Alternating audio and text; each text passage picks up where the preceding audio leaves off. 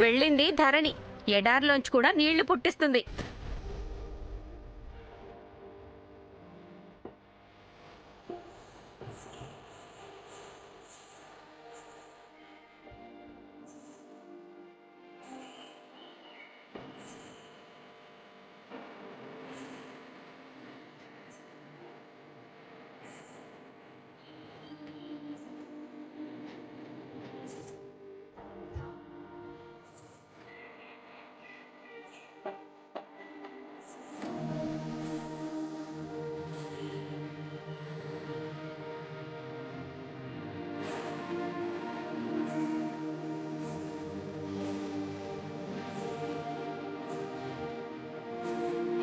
సచ్చినోడు ఎంత మోసం చేశాడో చూడదునా. ఏం చేస్తాం వదినా, అంతా వాళ్ళ ఇష్టమైపోయింది. అడిగే వాళ్ళే లేరు. చిన్నపిల్లలు ఉన్నారు వదినా, స్నానానికి లేకపోతే లేకపోయాయి, తాగడానికి గుక్కి నీళ్లు ఉండాలి కదా. ఏం చెయ్యాలో ఏమో. నీళ్లు తేలేదని కోడలు ఎంత గోలు చేస్తాదో ఏంటో. ఈ పూట ముద్దైనా ఎడతాదో లేదో. పార్వతత్త, భూమక్క, ఒక్క నిమిషం ఇలా రండి. ఎందుకో పిలుస్తుందే, పదండే వెళ్దాం. ఏంటమ్మా అంతా అయిపోయాకొచ్చో. ఎంతసేపు కింద మీద పడితే మాకే సొక్క నీళ్లు దొరకలేదు చూడు. మళ్ళీ రేపేనంట. వెళ్ళడానికి రాలేదు పిన్ని, అందరికీ నీళ్లు అందేలా చేయడానికి వచ్చాను.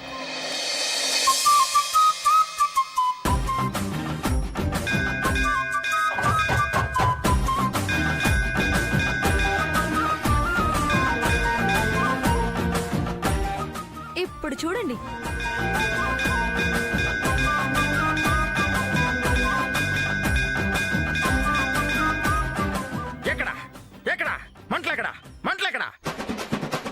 ఫైర్ ఇంజిన్ కి ఫోన్ చేస్తే వాటర్ ట్యాంకర్ వచ్చిందని ఆశ్చర్యపోతున్నారా?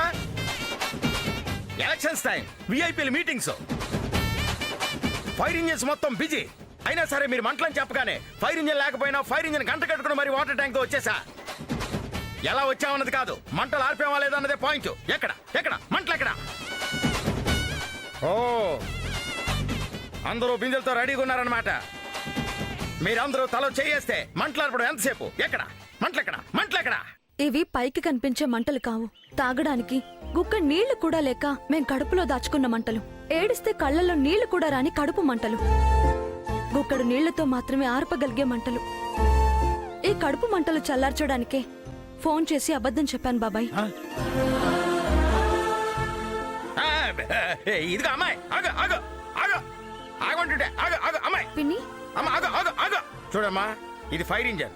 మంటలంటే మంటలు ఆర్పుతారు, కళ్ళల్లో మంటలు కడుపులో మంటలు కాదు. ఇంజన్ కాని ఇంజన్ ఫైర్ ఇంజన్ అయినప్పుడు మంటలు కాని మంటలు కడుపు మంటలు కాకూడదా బాబాయ్? దయచేసి మమ్మల్ని ఏం అడగండి బాబాయ్. వద్దమ్మాయి, రండి అందరూ పట్టుకోండి. అమ్మాయి వద్దు వద్దు అమ్మాయి, వద్దమ్మాయి వద్దు. అరే నా మాట విను, వద్దమ్మాయి. నువ్వు చల్లగా ఉండాలమ్మా ధరణి.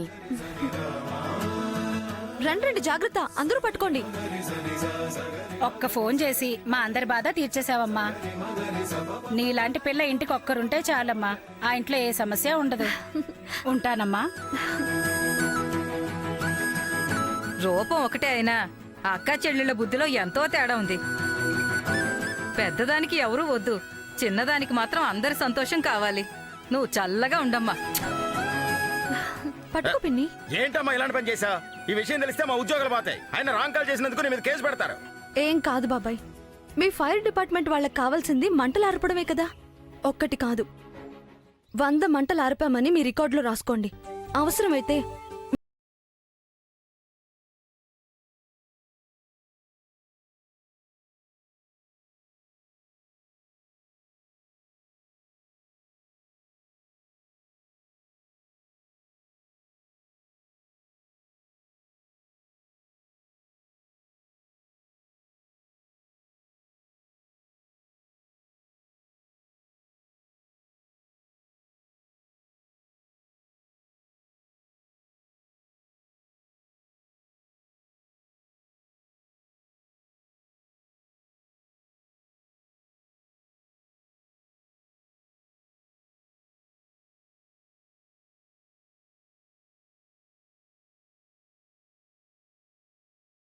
సంతోషంగా ఉంది.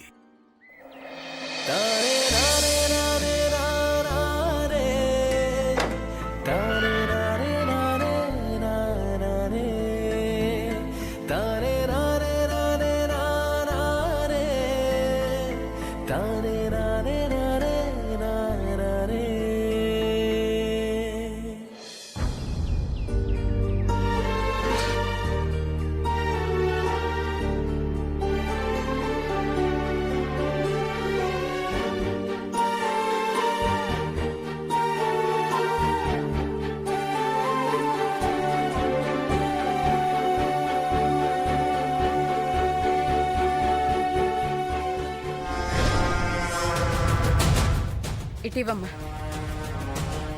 ఇప్పుడేమంటారు కరెంటు నారాయణ గారు? ఏ బిందెత్తుకొచ్చావా? ఎక్కడైనా నీళ్ళు ఎత్తుకొచ్చావా? లేదక్కా, ఒక్క ఫోన్ చేశానంతే. గంగా నదికా కృష్ణా నదికా? ఫైర్ ఇంజన్ కి. ఏంటి ఫైర్ ఇంజిన్ ఏమైనా వాటర్ ట్యాంకర్ అనుకున్నావా? కాదు, సోఫాలు రిపేర్ చేసే గోడౌన్ తగలపడిపోతుందని ఫోన్ చేశానక్క. అంతే, ఫైర్ ఇంజన్ రైల్ ఇంజన్ లాగా దూసుకొచ్చేసింది. ఏంటి ఫేక్ కాల్ చేసావా? According to law fake call చేయడం నేరం తెలుసా?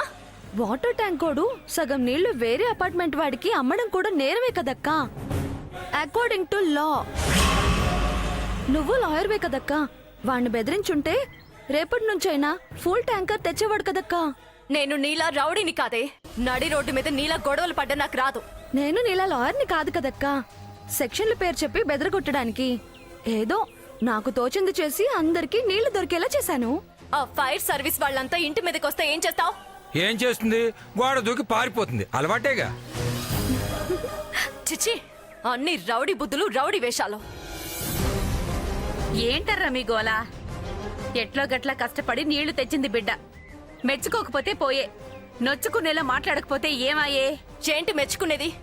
నీకెక్కడా పనిలేనట్టు ఇద్దరిని ఒకేసారి కన్నావు.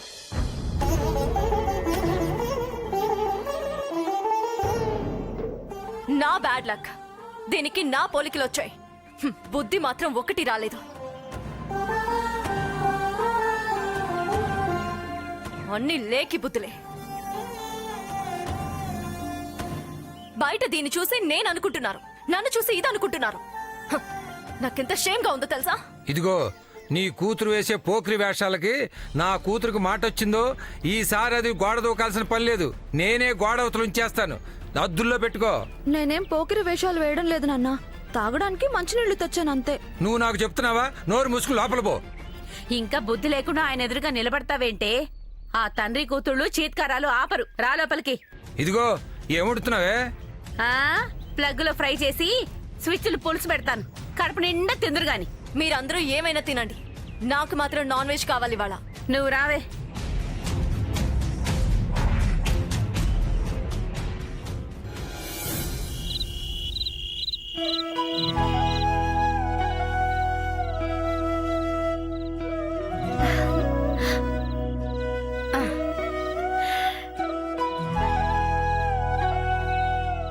ఆహాహాహా. అబ్బబ్బబ్బబ్బబ్బా, చేపల పులుసు వాసనకి నోరు ఊరిపోతుందమ్మా. ఈ రోజు అక్క ఏ వంక పెట్టకుండా లొట్టలేసుకొని తింటుంది చూడమ్మా. లొట్టలేసుకొని తినేంతేం లేదక్కడ. మీ నాన్న తెచ్చిందే 3 ముక్కలు. సాయంత్రం గుడికెళ్ళాను. ఈ రోజు చేపలు తినను గాని మీరు ముగ్గురు తినేయండి.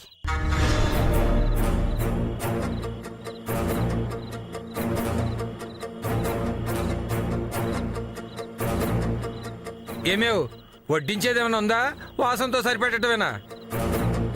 అసలే నా కూతురు ఆకలికి తట్టుకోలేదు. మాకు ఉన్నాయి ఆ కళ్ళు.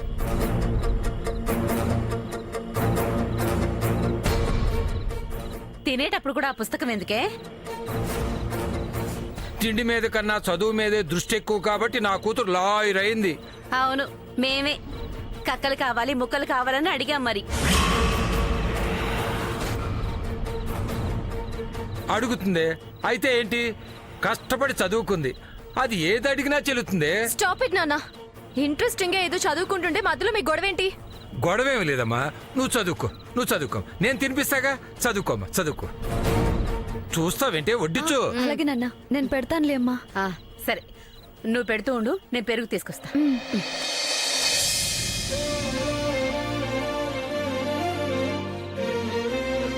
తీసుకోనన్నా. ఇదిగో అమ్మా, తిను. ఏంటి ఒక ముక్కేనా? ముళ్ళున్నాయక్క, ముందా ముక్క తిను. గోడ దూకావు కదా అని నిన్ను ఇంట్లో ఉంచడం మానేశానా? లేదు కదా. అలాగే ముళ్ళున్నాయి కదా అని చేపలు తింటే మానేయం. అడుగుతోంది కదా, పెట్టు. అలాగే నాన్న. నువ్వు చదువుకోమ్మా.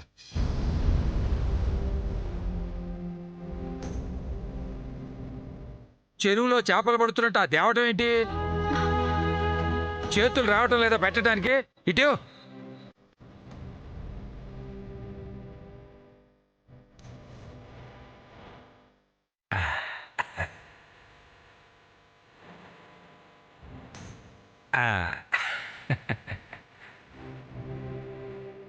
అమ్మా, తిను.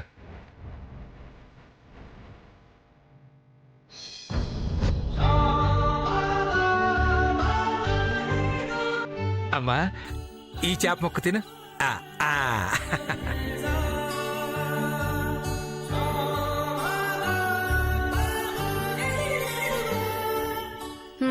ఎప్పుడు ఉండే బాగోతుమే కదా, ఎంతసేపు అలా చూస్తావు? నువ్వు తినవే. తినమ్మా. తింటానమ్మా. ఇంట్లో వాళ్లే చాలు నా కూతురుకు దిష్టి పెట్టడానికి. అమ్మా, నువ్వు తినమ్మా. ఒక్క ముద్ద. ఇంక చాలు నాన్న. అబ్బా, ఒక్క ముద్ద తినమ్మా. చాలు అమ్మా, ఇది నాన్న ముద్దమ్మా. నాన్న ముద్ద తినవా? తిను, తిను, తిను.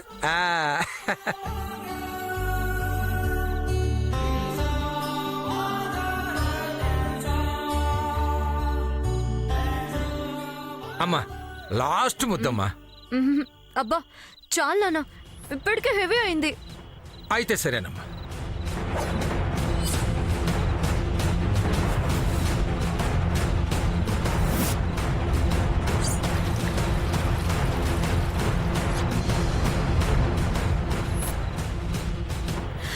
అయ్యయ్యో, అలా కంచెంలో నీళ్లు పోసావేంటే? అందులో అన్నం ఉంది, చేప ముక్కుంది, ఇంకా తినేవాళ్ళు ఉన్నారు. అబ్బా స్టాప్ ఇట్ అమ్మా. ఈ ఎంగిల్ ఆలోచనలే వద్దన్నది. కంచెంలో చెయ్యి పెట్టేటప్పుడు ఇది లేదు అని అనిపించకూడదు. చెయ్యి కడిగేటప్పుడు ఇది మిగిలిపోయిందే అని ఆలోచించకూడదు.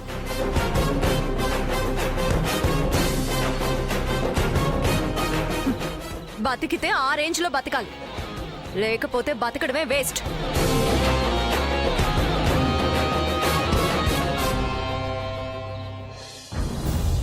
చూసావే నా కూతురు ఆలోచనలు.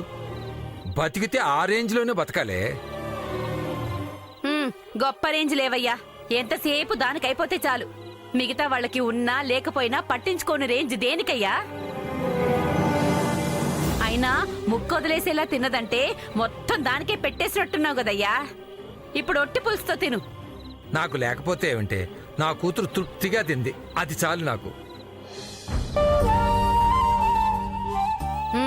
అవును, ఒక కూతురు కడుపు నిండితే చాలు, ఇంకో కూతురు ఏమైపోయినా పర్వాలేదు నీకు.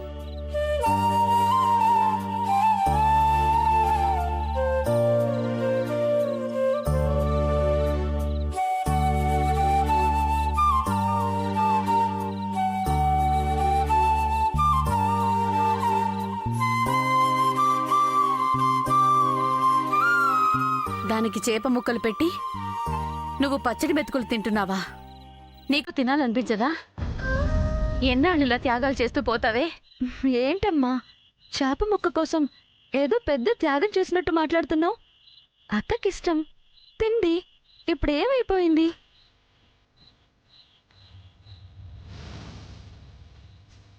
నేను ఆలోచిస్తున్నది ఆ చేప ముక్క కోసం కాదే, నీ బ్రతుకు గురించి. అది నా కూతురే. అది గొప్ప అయితే నాకు సంతోషమేనే. కానీ నీ సంతోషాన్ని బతుకుని దోచుకుని మాత్రం కాకూడదే. దాని చదువు కోసం నీ చదువు వదిలేశావు, దాని సరదాల కోసం నీ సరదాలని త్యాగం చేశావు. ముందు ముందు ఇంకేం వదులుకోవాల్సి వస్తుందో, ఏ త్యాగాలు చేయాల్సి వస్తుందో ఆలోచిస్తుంటేనే భయం వేస్తోంది. ఒక బిడ్డ బాగు కోసం ఇంకొక బిడ్డ బలి కావాలని ఏ తల్లి కోరుకోదు. తట్టుకోలేదే. ఎందుకమ్మా ఇంత చిన్న విషయానికి పెద్ద పెద్ద మాటలు మాట్లాడిస్తున్నావు? ఇది త్యాగం కాదమ్మా, ఇష్టం, సరదా, సంతోషం. ఒక విషయం అడుగుతాను చెప్పమ్మా, ఈరోజు గుడికి వెళ్ళావు కదా అని చేపలు తినలేదా? లేకపోతే ఉన్న 3 ముక్కలు మాకే సరిపోవని దేవుడి పేరు పెట్టి తినడం మానేసావా? మా అందరి కోసం ఇలా ఎన్ని రోజులు దేవుడి పేరుతో ఉపవాసాలు చేస్తావు? ఎన్ని రోజులు మా కడుపు నింపడానికి నీ కడుపు మార్చుకుంటావు? కానీ ఎప్పుడైనా ఇది త్యాగం అనుకున్నావా? ఇష్టంగానే కదా చేసావు. మా సంతోషంలోనే నీ సంతోషం చూసుకున్నావు కదమ్మా. ఇది కూడా అంతేనమ్మా. నువ్వు మా సంతోషంలో నీ సంతోషం చూసుకున్నావు. నేను అక్క సంతోషంలో నాన్న సంతోషం చూస్తున్నానమ్మా. పాపం రాత్రనక పగలనక ఎంత కష్టపడుతున్నారు నాన్న. కానీ అక్క మొహంలో ఇంత సంతోషం చూస్తే చాలు, ఆ కష్టం మొత్తం మర్చిపోయి హాయిగా ఉంటారు. నాన్న కష్టం పంచుకోవడానికి ఇంతకు మించి వేరే దారే ఉందమ్మా. అందుకే అక్కెప్పుడు సంతోషంగా ఉండాలి. అందుకోసం ఏవైనా సరే చెయ్యాలమ్మా. అందరూ అక్క చెల్లెళ్ళు ఒకే రక్తం పంచుకొని పుడితే మేము ఒకే ఊపిరి పోసుకొని పుట్టామమ్మా. 9 నెలలు నీ కడుపులోనే పెనవేసుకొని పెరిగాం. ఇద్దరిది ఒకే ప్రాణం. అలాంటి అక్క కోసం ఆలోచిస్తూ నాన్నని సంతోషంగా ఉంచడానికి మించిన సంతోషం ఇంకేముంటుందమ్మా? ఎంత గొప్ప మనసే నీది. కానీ మీ నాన్నకే ఎప్పటికి అర్థం అవుతుందో. నాన్న నిజంగా సంతోషంగా ఉండాలనుకుంటే ఎప్పటికీ అర్థం కాకూడదనే కోరుకో అమ్మా.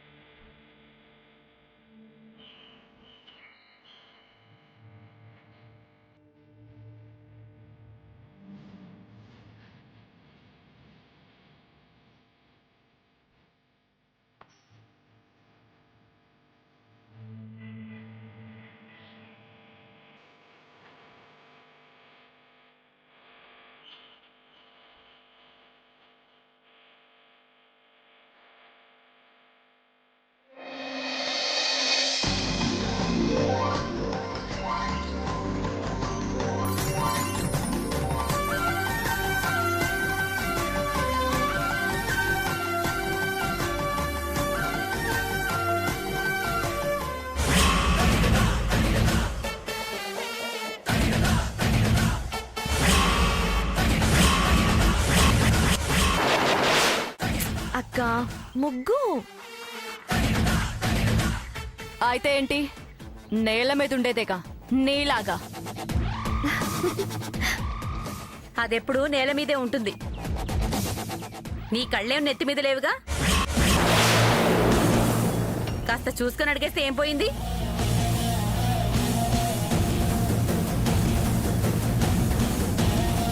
ఎహె, నువ్వు నీళ్ళు పోయివే. పొద్దున్నే దాని మీద పడి ఏడుస్తారు ఎందుకు? దానికి మీలాగా చేదస్తాలేం లేవు. అమ్మ అంటే ఆ కాలం మనిషినా? వదిలే. ఏ కాలంలో అయినా అమ్మ అమ్మాయి కదక్కా. ఆ కాలంలో ఒకలాగా ఈ కాలంలో ఒకలాగా ఋతువును బట్టి మారిపోయేది అమ్మ కాదు, ప్రకృతి. అమ్మ ఏ ఋతువులోనైనా అమ్మే.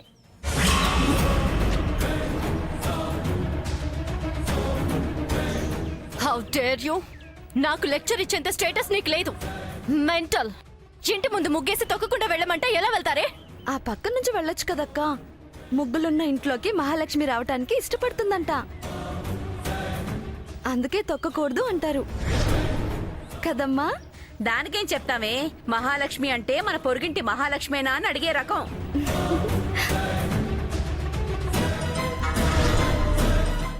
చూడకుండా అడిగేసి ఉంటుంది. ఆ మాత్రం దాన్ని ఎత్తిని అడిగేసి పాతాళానికి తొక్కినట్టు మాట్లాడతావేంటి? ధరణమ్మా పాలు. రా బాబాయ్.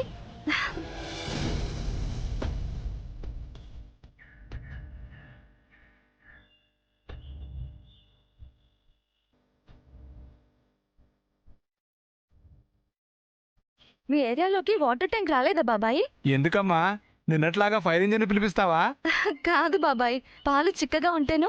ఊరుకోమ్మా, అందరికి నీళ్లు కలుపుతానా ఏంది? ఫస్ట్ తారీఖు రాగానే ఈ కాలనీలో పాల బిల్లు టంక్షన్గా కట్టేది నువ్వేగా. మీ పాలలో నీళ్లు కలపనమ్మా.